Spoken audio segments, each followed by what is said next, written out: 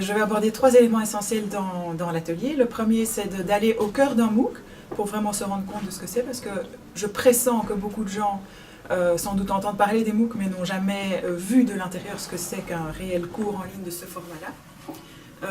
Ensuite, je vais inviter à questionner la différence entre un MOOC, Massive Open Online Course, et un simple, on va dire un ordinaire cours en ligne. Est-ce que c'est un nouveau mot pour parler de la même chose, ou est-ce qu'il y a vraiment quelque chose de nouveau avec les MOOC? Et je vais terminer sur ce qui est pour moi la nouveauté, c'est l'idée d'ouverture, donc le fait que ces cours en ligne ou MOOC sont ouverts à n'importe qui sur la planète veut les suivre, et ça induit une série d'éléments, bien sûr le fait qu'ils sont alors massifs, mais aussi ça positionne ces cours de manière différente dans l'offre habituelle d'éducation, on va dire, au sens large.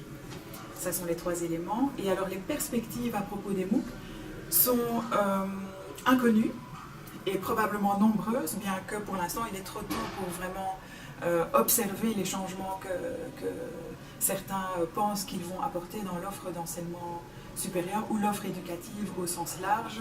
Il y a bien sûr le fait que ça internationalise l'offre, que ça rend visible une activité, celle d'enseignement qui d'habitude est tout à fait cantonnée à l'intérieur de locaux, le fait que les institutions peuvent se présenter l'une à côté de l'autre et attirer les étudiants avec plus de compétition.